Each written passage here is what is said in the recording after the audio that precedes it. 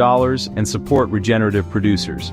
Start small, plant a cover crop, fence a pasture, try rotational grazing, observe and adapt.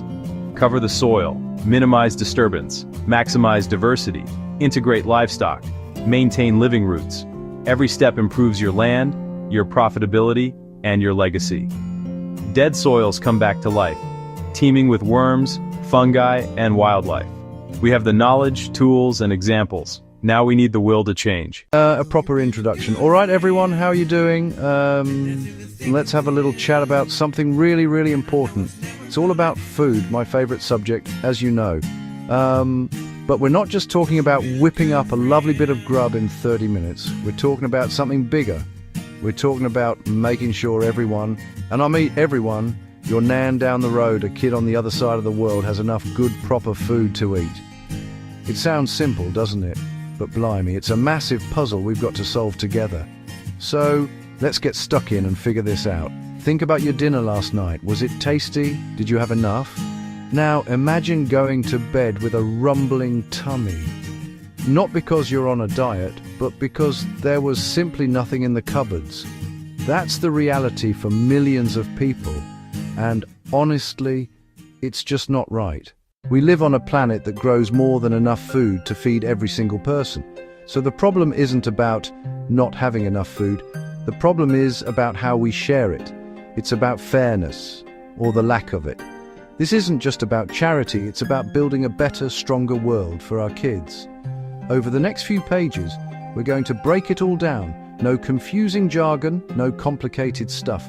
We'll look at what this idea of fair food for all really means, the hard facts, the places where things are going wrong, the reasons behind it all. It can be a bit of a tough topic, I won't lie, but it's one we need to face head on. Because once we understand the problem, we can start finding the solutions. And trust me, there are solutions, and they are simpler than you might think. So grab a cuppa, get comfy, and let's talk. This isn't about making you feel guilty about that extra slice of cake you had. This is about opening our eyes and our hearts. It's about understanding that the food on our plates is connected to the health of our communities, the happiness of people everywhere. It's about igniting a little spark in all of us to make a change, one small, brilliant step at a time. It's a food revolution, and everyone's invited to the party. Let's do this. So, what's all this chatter about equitable food distribution? Let's strip it back. It sounds a bit posh, but all it really means is making sure everyone has a fair chance to get the good food they need to be healthy and happy. It's not about giving everyone the exact same plate of food. Your mate Bob might love a curry while you fancy a lovely pasta. It's about making sure both of you can get fresh, nutritious ingredients, no matter your money or where you live. It's about fairness, simple as that. Imagine a massive, beautiful apple tree, absolutely loaded with juicy red apples. Now, equal distribution would be trying to give every single person 5 apples. But what if one person is a tiny baby who only needs 1, and another is feeding a family of 6 and needs 20? Equitable means looking at what people actually need. The family gets the 20 apples for a gorgeous crumble. The baby gets the 1 they can manage. Everyone gets what they need to thrive. Right, let's get real. This isn't far off. It's on our doorstep and worldwide. Let's talk about food deserts. It's easier to buy a lottery ticket than a fresh lemon. You might travel miles past fast food and snack shops just to find decent fruit and veg. For families with little kids, for older people, that's a massive challenge. It's not fair, is it? Farmers grow global staples, yet get a tiny fraction of the final price. After everyone else takes a cut, they're left struggling to feed their own families. That's bonkers. About 1/3 of food produced is lost or wasted. 1/3 perfectly edible food gets tossed. Supermarkets, restaurants, even our homes, all that energy, water, hard work, into the bin while millions go hungry. A tragedy and a scandal. Nearly 800 million people went to bed hungry last year, more than 10 times the UK's population. At the same time, obesity soars. Too much of the wrong food in some places, not enough of the right food in others. The system's out of whack. So why does this happen? A massive part of the puzzle is poverty. It's the big one. When you're struggling with rent, electric, and transport, food is the thing you can cut. People buy the cheapest, most filling foods, not the healthiest. Another reason, how food travels. A massive, complicated business with power in a few global hands. They control from seeds to shelf, and let's be honest, the goal is profit. Crops flow to profit, not always to people in need. It's profit over people. Conflict devastates food. Farmers can't reach fields. Roads blocked, shops destroyed. Food even used as a weapon. In places like Yemen and Sudan, children suffer not for lack of food globally, but because war and politics block it. Climate change brings floods and droughts, wrecking crops and spiking prices. Those who contributed least are hit hardest. A cruel irony. It's broken, and we need to fix it. The current system? A bit of a mess. It's a long chain. At every step, someone needs a margin. Food travels thousands of miles. Farmers get less, we pay more. Perfection standards fuel waste. Wonky but delicious produce gets rejected. Perfectly edible, delicious, nutritious, chucked for looks. We value how food looks, not how it nourishes. Food just appears, so we undervalue it and waste it. When you've watered, watched and harvested your own, you'd never throw it away. Rebuild connection to food and farmers. We rely on a few crops. A disease or bad harvest can shake global supply and prices. We used to eat more varieties, better for our health and the planet. We've prized efficiency over resilience, a gamble we can't afford to lose. Now, the good stuff. Why does this matter? Health. Food is the biggest factor in keeping our bodies working. Access to fresh, nutritious food makes people healthier. It's that simple. More energy, kids do better in school. Less diet-related disease, type 2, diabetes, heart problems, some cancers. Hunger breeds stress and anxiety. It's hard to focus on work, kids, community. A well-fed community is happier, more stable, more productive. Poor diet strains healthcare. We spend billions treating preventable illness. Investing in access saves money. In a world of plenty, no one should go hungry. Ensuring access is a measure of our compassion. Food ties us to the farmer and to the land. Building a fair system builds a kinder, more connected world for our kids and grandkids. It's simply the right thing to do. Right, enough problems. Let's talk solutions we can start in our own communities. We don't have to wait for the big bosses. We can start here. Find unused land in parks, behind schools, vacant lots, and grow fruit and veg together. Fresh food for pennies, exercise, meet neighbors, teach kids where food comes from. Win-win-win. Support food banks with donations or time. Community fridges share surplus, no questions asked. Stop good food going in the bin, get it to people who need it. Build trust and kindness. Support local producers. Fresher, tastier food, money straight to growers, not middlemen. Pick imperfect produce. Every pound you spend is a vote for the food system you want. Start simple classes in community centres and schools. Teach delicious, healthy meals on a budget. When you know how to cook, you have the power to turn simple ingredients into something gorgeous. Skills and confidence transform health and diets. Lovely jubbly. This is how change begins, right where we live. A message to the government. We're doing our bit, but we need you to step up with bold changes. Ensure fair prices for farmers. Stop supermarkets squeezing them. When farmers are paid properly, they invest in food that's good for us and the planet. Tackle food deserts, incentivize stores, support small fresh shops, and make transport affordable, so healthy food is the easy choice. Fund hot, nutritious school meals for every kid. It helps them concentrate and grow. Put food education on the curriculum. Teach cooking and nutrition early. Set clear food waste targets. Make donating surplus easy. Run national campaigns so households waste less. Redirect edible food from landfill to plates. It's common sense, and it's time for action. So, there you have it. It's a big topic, I know, but it boils down to fairness. The current system creates waste, hurts farmers, and leaves millions behind. But we can change it. We have the knowledge, the resources, and the will. This isn't a dream, it's a plan. It starts with us. The food we buy, the meals we cook, the conversations we have. Support a local farmer. Cook from scratch. Waste a little bit less. You are part of the solution. Small actions together become a powerful movement. We are not powerless. We are cooks, parents, neighbors, citizens. Imagine thriving markets, every child cooking at school, farmers respected and paid fairly, and no edible food thrown away. This future is within reach. Healthier, happier, kinder, and more delicious for everyone. Let's start this food revolution in our kitchens and communities.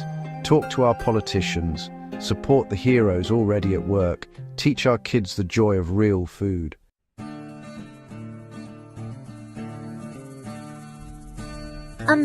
Hello, I'm Rania, and I dream of a world where everyone has enough to eat, you know? But it's not easy. My little farm, it's struggling. Then I heard about something called the Peaceism Ecosystem. It's like magic. Suddenly, my crops started dancing with life. Smart little creatures appeared, helping me tend the fields. My farm connected with others around the world. Now we're not just growing food, we're growing peace. From my small plot to the whole wide world, we're building a sustainable future together. This is our story, the story of Peaceism.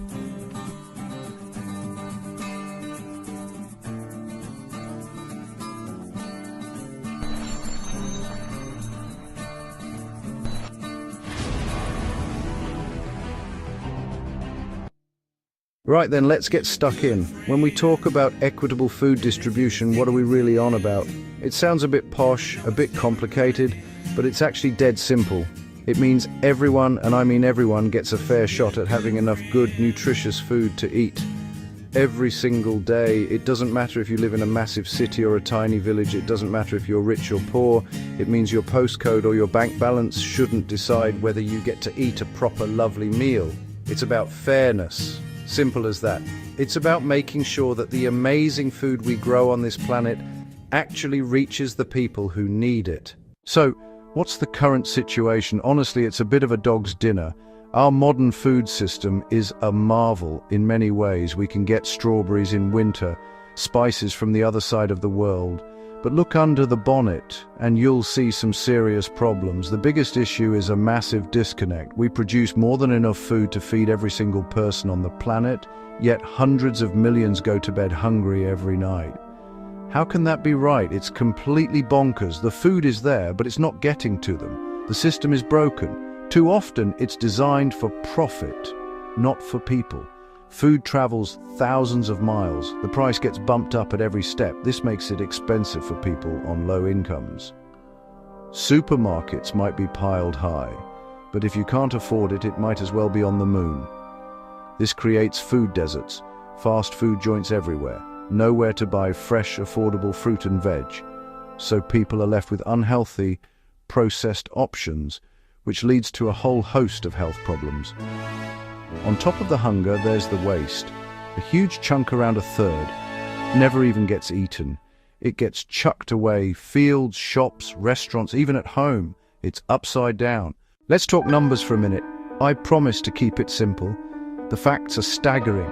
Globally, we throw away about 1.3 billion tons of food every year. That's a billion with a B. Imagine a massive queue of bin lorries around the earth 7 times. All of that is food that could have been eaten enough to feed around 2 billion people, while over 800 million don't have enough to eat. The maths doesn't add up. It's a moral and logistical catastrophe. Waste happens everywhere, from the farm, from wholesale and shops, to your fridge. Farmers grow more than they can sell, or weather hits. But a lot is cosmetic wonky carrots, blemished tomatoes, perfectly edible, rejected for not looking pretty. Shops overstock to look abundant. Unsold gets binned. Restaurants guess demand. Leftovers go. At home we overbuy, store badly, misread dates, and chuck leftovers. Millions of small wastes add up to a mountain. We use precious land, water, and energy to grow. then more to transport and refrigerate only to throw a massive chunk away, while a mother somewhere struggles to feed her child. Heartbreaking. The gap between the haves and the have-nots is never clearer than what's on their plates.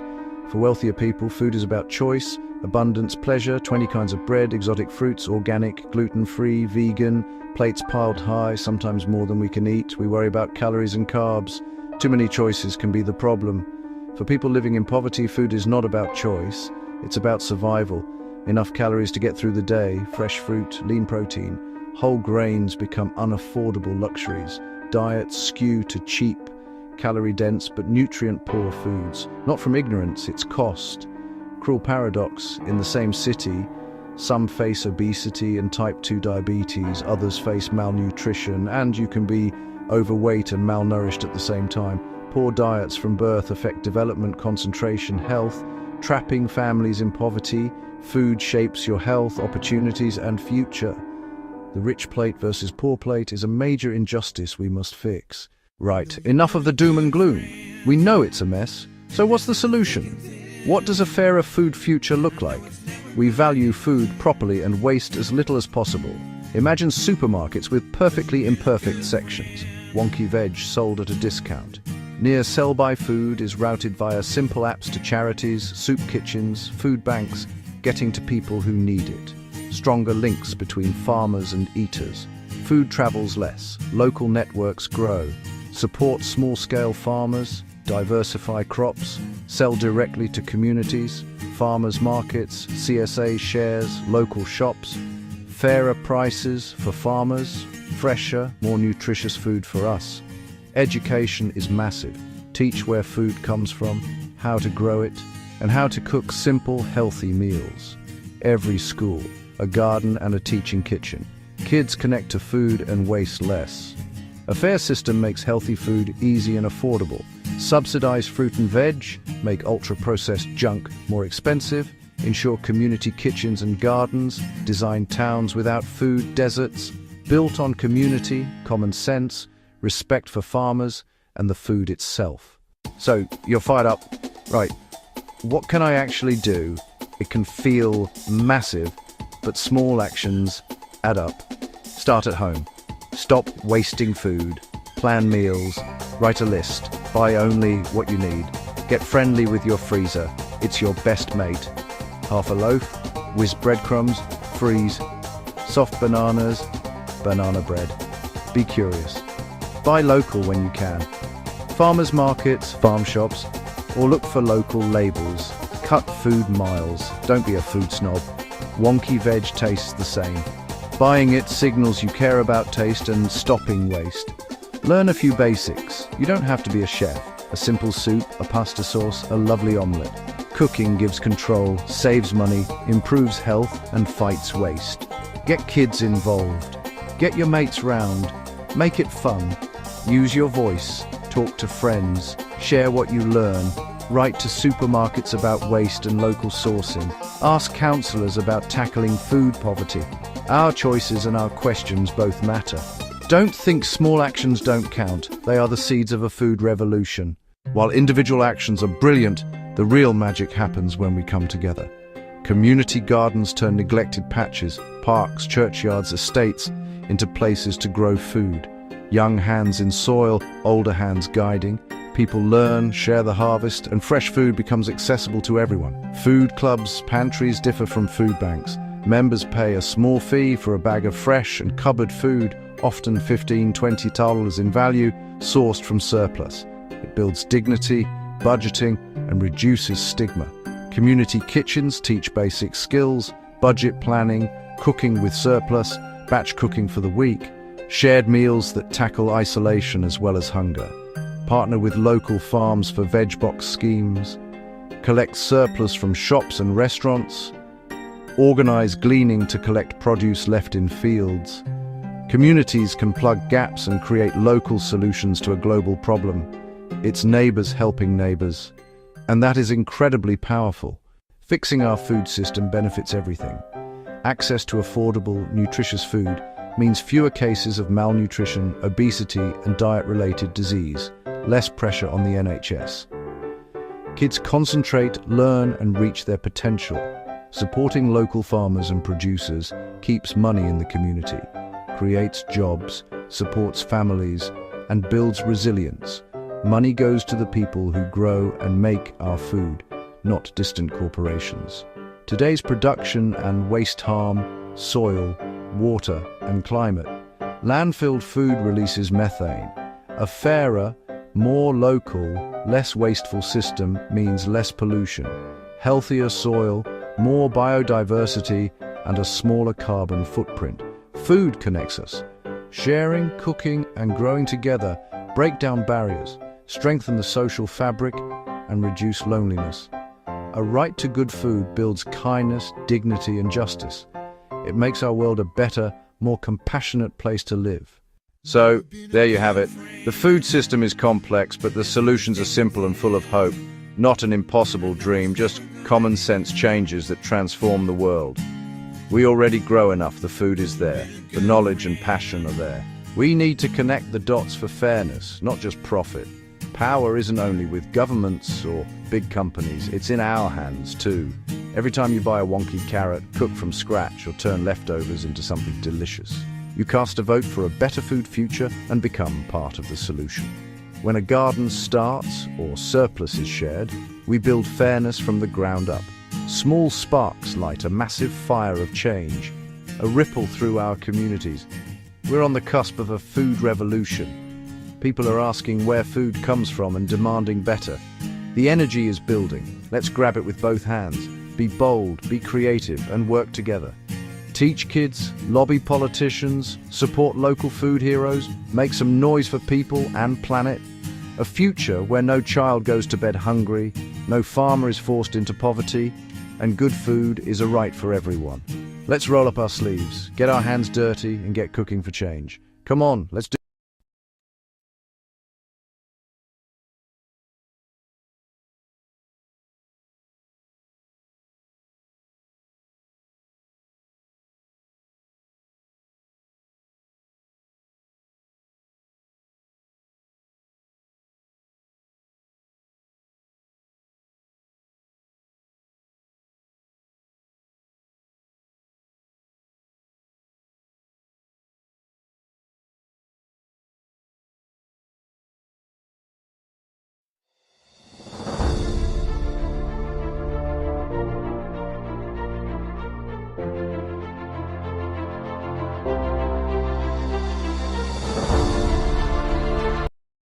Welcome to the Food Security and Sovereignty Expo Hall, part of the World Peace Products and Services Expo and Conference.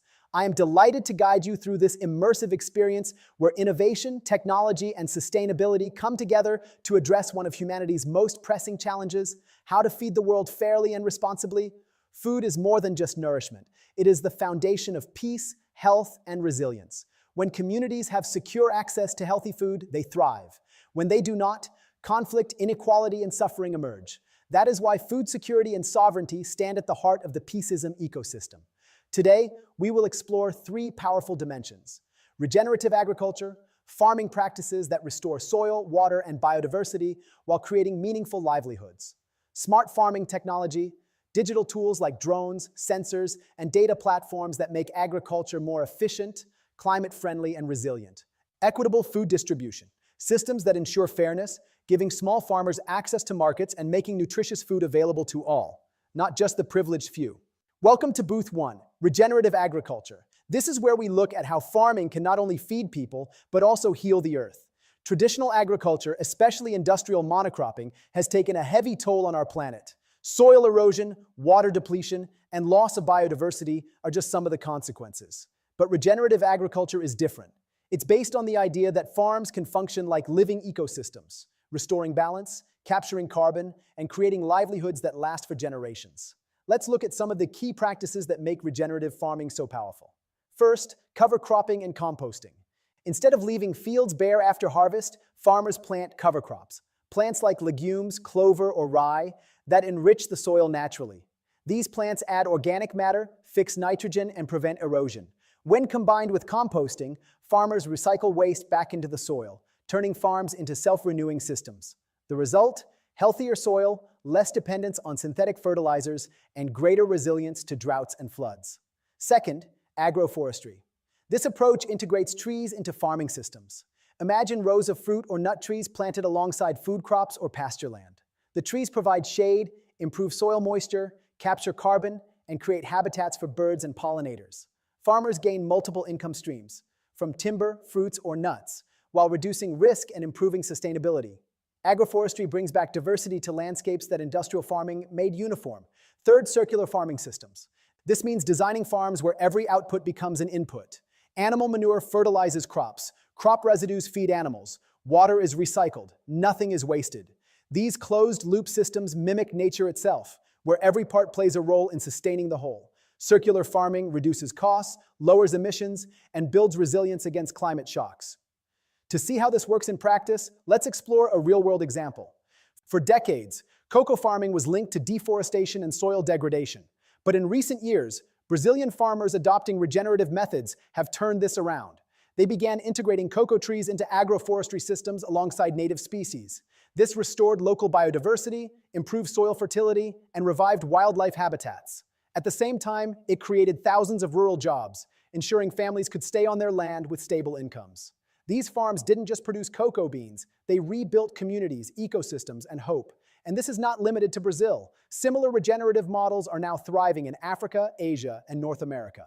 Farmers are proving that with the right practices, agriculture can become a solution to climate change rather than a cause. Now imagine this at scale. Millions of farmers worldwide adopting regenerative practices, supported by technology, policy, and consumer demand. We could capture billions of tons of carbon from the atmosphere, restore degraded lands, and create jobs in the process. Regenerative agriculture is more than a farming method. It's a philosophy. It asks us to see the land not as a resource to exploit, but as a partner to nurture.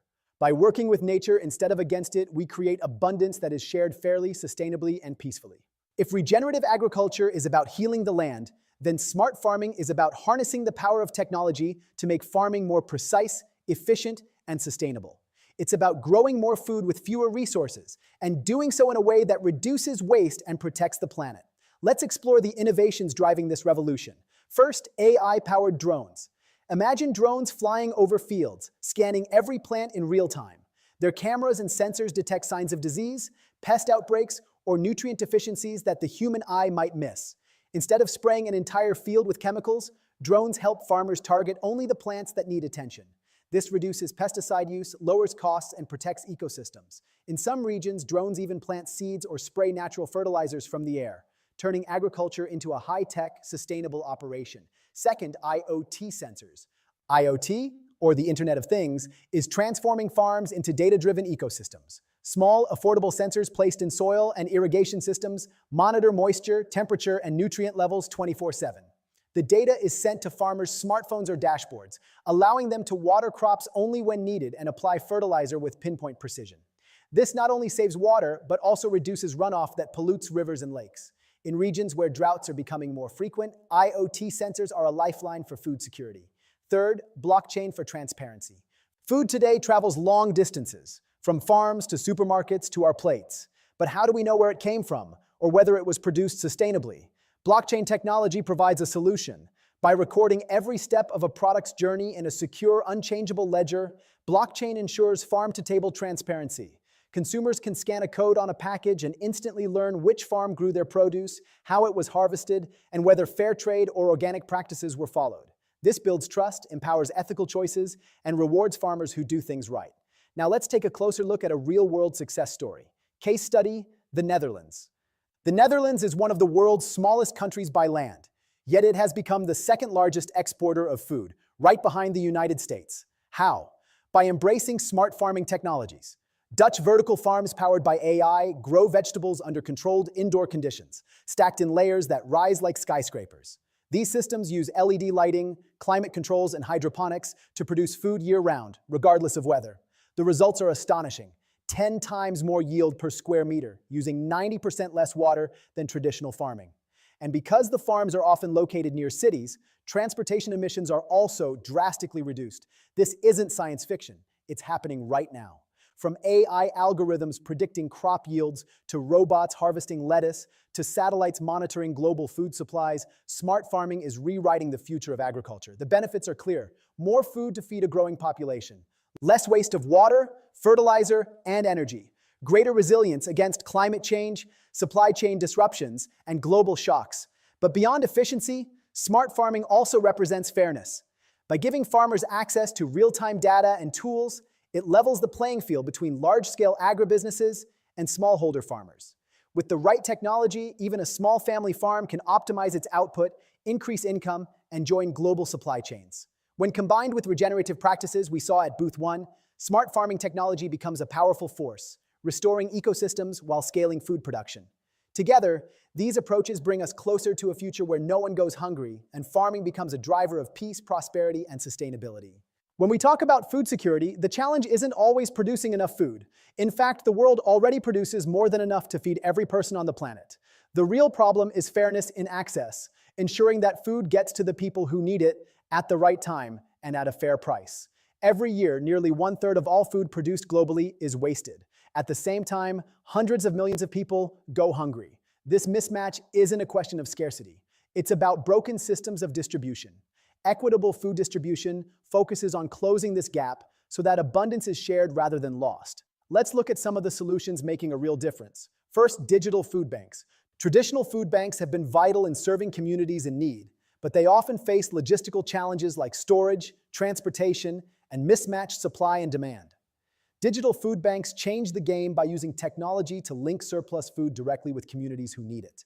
Imagine a restaurant, supermarket, or farm with extra stock. Instead of going to waste, the surplus is logged into a digital platform, and within hours, it can be matched with local charities, schools, or households. This creates a real-time safety net where no food goes unused and no family is left behind. Second, farmer cooperatives. Smallholder farmers, who produce much of the world's food, often face unfair prices from middlemen who take the largest share of profits. Cooperatives give farmers the power of collective bargaining. By pooling resources, sharing equipment, and negotiating together, farmers can connect directly to markets without being exploited. This means higher incomes, fairer trade, and stronger rural economies. Cooperatives also provide training, access to finance, and resilience against shocks like climate change or price fluctuations. Third, mobile-based platforms for fair payments. In many rural areas, farmers and vendors still rely on cash transactions that are slow, insecure, and often unfair. Mobile-based platforms are changing that. With just a simple phone, farmers can check market prices, receive digital payments instantly, and access microloans for seeds or equipment.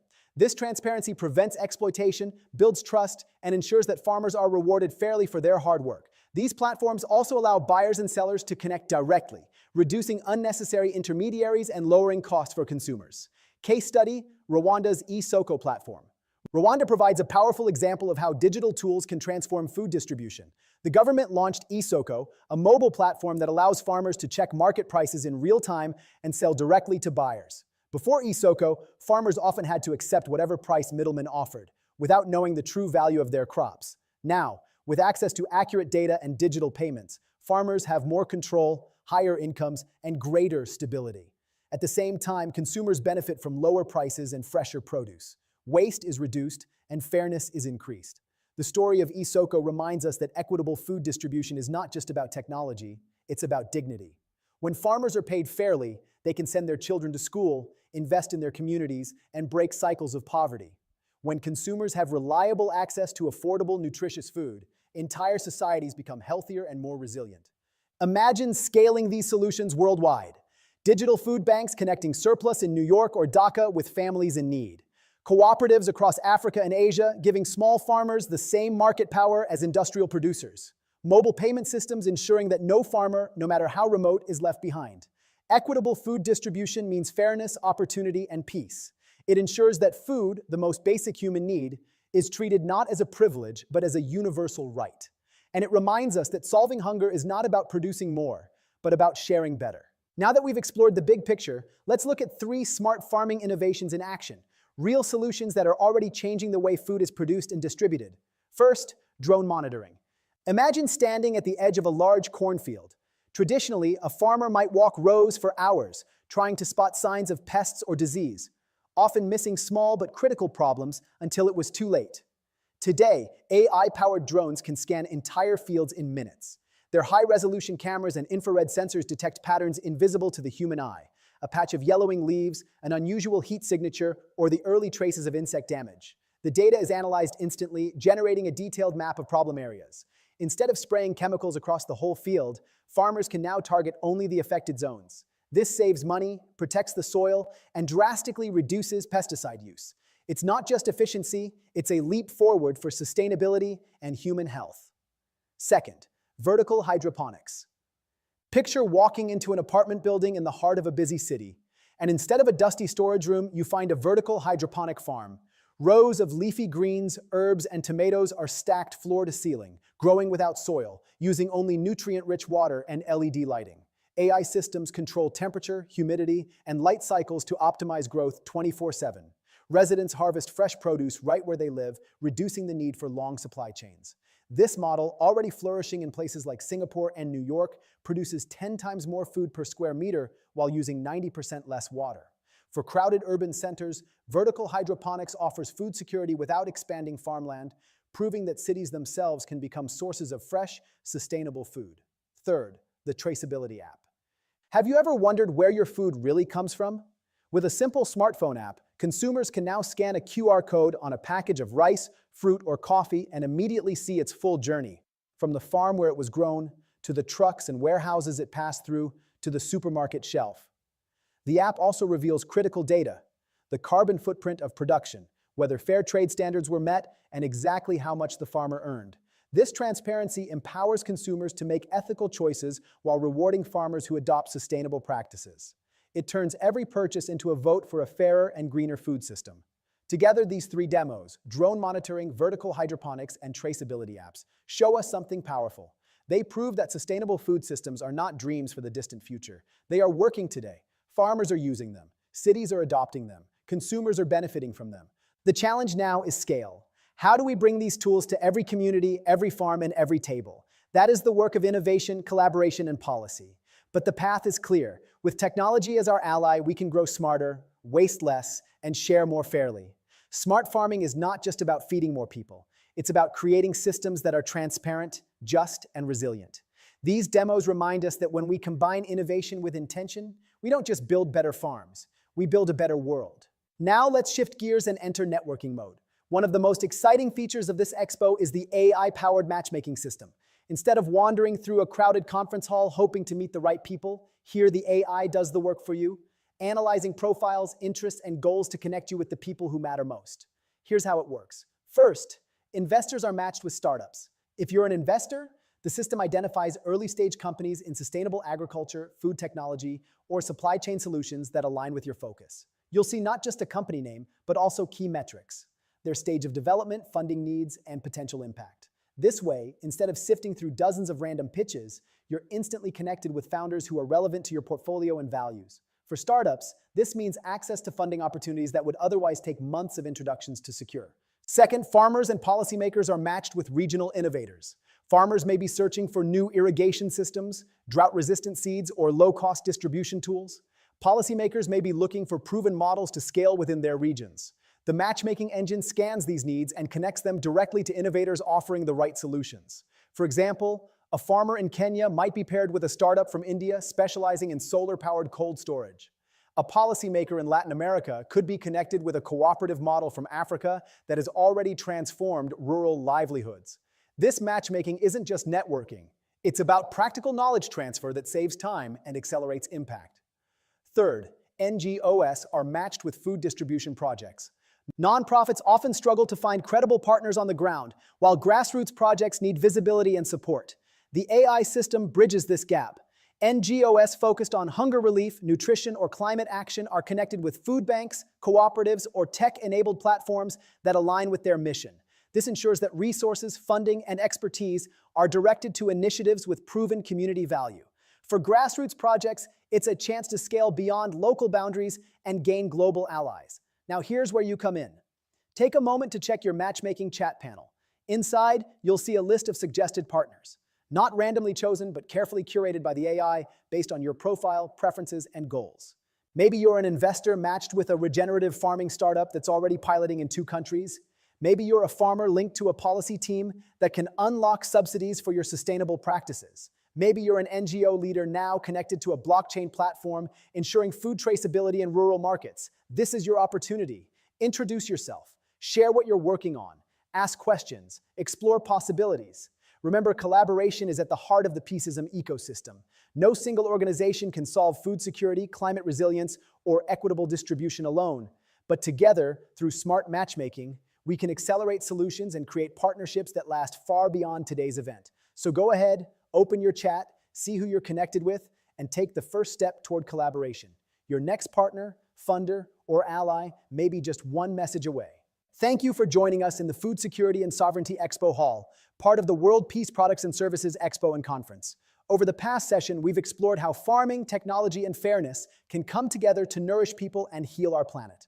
We began with regenerative agriculture, where farmers are not just producing food, but restoring ecosystems and creating resilient livelihoods. We then saw the rise of smart farming technologies, from AI-powered drones to vertical hydroponics, proving that innovation can help us grow more food while using fewer resources. And finally, we explored equitable food distribution systems, where digital food banks, farmer cooperatives, and mobile payment platforms ensure that food and opportunity reach those who need it most. Together, these approaches paint a powerful picture, a world where food is not just abundant but accessible, a world where farmers are fairly rewarded, where cities become sources of fresh produce, and where no family has to go hungry while food goes to waste. But this is just the beginning. Food security is not a single innovation or a single project. It is a movement. It is about reimagining agriculture as a system rooted in sustainability, sovereignty, and peace. It's about shifting from extraction to regeneration, from inequality to fairness, from waste to wisdom. And here's the most important part. You are part of this story. Whether you are a farmer, policymaker, entrepreneur, investor, or activist, your actions matter.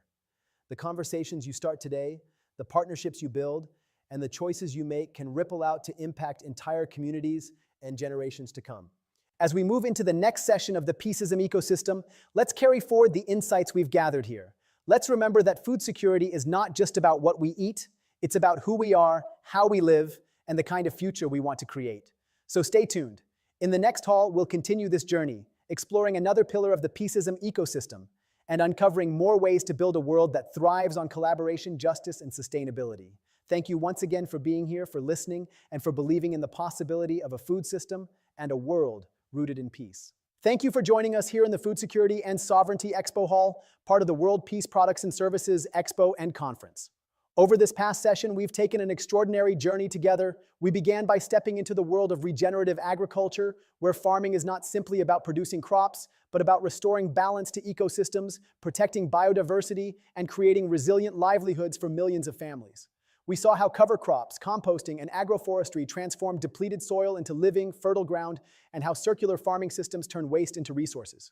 We learned that agriculture, when practiced regeneratively, is not a problem to be solved, but a solution to some of humanity's greatest challenges. From there, we entered the realm of smart farming technologies, where innovation meets sustainability. We witnessed AI-powered drones scanning fields in real time to detect problems before they spread, IoT sensors giving farmers the gift of precision in water and fertilizer use, and vertical hydroponics transforming city rooftops and apartments into abundant food sources. We explored how blockchain can create trust and transparency from farm to table, ensuring that every consumer knows not just what they eat, but the story of who grew it and how. The message is clear. Technology, when used wisely, allows us to grow more food with fewer resources, and in doing so, it empowers both farmers and consumers. And finally, we turned our attention to equitable food distribution, a reminder that producing food is only half the challenge. The other half is ensuring fairness, dignity, and access. We looked at digital food banks that redirect surplus to families in need, farmer cooperatives that protect smallholders from exploitation, and mobile-based platforms that ensure farmers are paid fairly and promptly for their labor. We saw how Rwanda's eSoko platform has empowered farmers to sell directly via mobile phones, boosting incomes while cutting waste. These models remind us that hunger does not exist because of scarcity. It exists because of inequality.